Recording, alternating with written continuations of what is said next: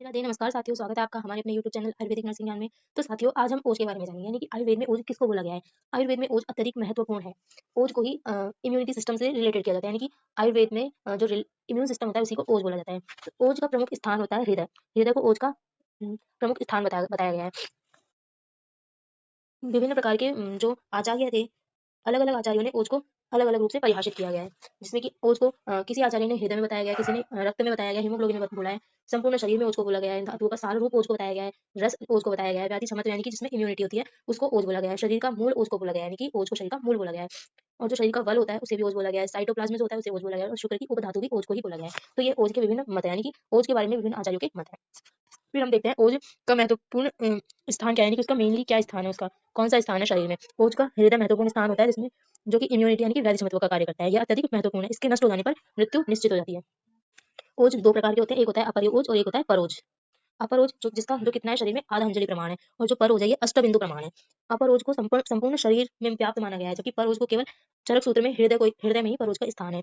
अपर ओज प्राकृत है और पर ओज ये भी प्राकृत है, लेकिन ये अत्यधिक महत्वपूर्ण है। पर ओज के नष्ट हो जाने पर व्यक्ति की मृत्यु निश्चित हो जाती है। फिर उसके बाद में आता है ओज। ओज है क्या? ओज को शक्ति, जीवन शक्ति, तेज, प्रताप या दीप्ति भी कहा जा सकता है। फिर आते हैं ओज के गुण। गुरु शीत मृदु संलक्षणम बहलम मधुरम स्थिरम प्रसन्नम पिच्छलम स्निग्धम ओजो दशगुणम स्मृतम। ये अष्टांग हृदय में ओज के गुणों का सूत्र दिया गया है, जिसमें कि बताया गया है कि ओज गुरु होता है, शीत होता है, मृदु होता है, संलक्षण होता है, मधुर होता है, स्थिर होता है, बहल होता है, प्रसन्न यानी कि प्रसन्न करने वाला होता है, पिच्छिल होता है, स्निग्ध होता है।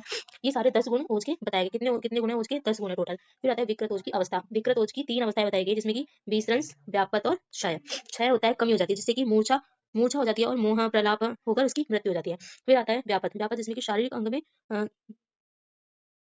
शारीरिक अंगों में जकड़न होती है तथा निश्चल हो जाते हैं और भारी होता है, वातिक शोथ हो जाता है, जिसे कि हम आमवात या संधि शोथ कहते हैं। फिर होता है प्राकृतिक वर्ण में परिवर्तन हो जाता है, ग्लानि, तंद्रा और अतिनिद्रा होती है। ये सारे व्यापक विकृत ओज की अवस्था होती है। फिर होता है विसृंस। इसमें होता है ओज अपने स्थान से हट जाता है, जिससे कि पीड़ा, दोष वृद्धि तथा शारीरिक व मानसिक क्रियाएं नहीं होती है। फिर है साथियों ओज के कर्म।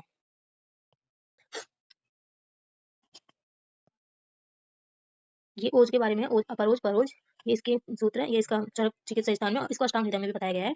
फिर उसके बाद में इसमें विकृत ओज के लक्षण बताए गए हैं, और ये बता दिए विस्तृत व्यापक त्वचा है। फिर आता है ओज के कर्म।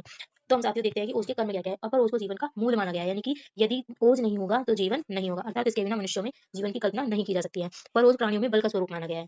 यह व्याधि क्षमत्व का कार्य करता है, स्वर व वर्ण को प्राकृतिक स्वरूप में बनाए रखता है, यह कर्मेंद्रियों व ज्ञानेंद्रियों को अपने कार्यों को करने में सहायता करता है, यह शरीर की सभी धातुओं को बनाए रखने में महत्वपूर्ण योगदान देता है। तो ये सारे क्या-क्या कार्य हो गए इसके।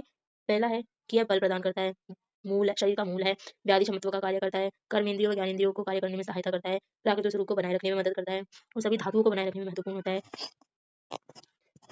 तो ये सारे इसके ओज के कर्म हो गए। तो साथियों, अगर आपको हमारी वीडियो अच्छी लगी हो तो लाइक करें, शेयर करें और इसी प्रकार की और अधिक वीडियोस देखने के लिए हमारे चैनल को सब्सक्राइब करें।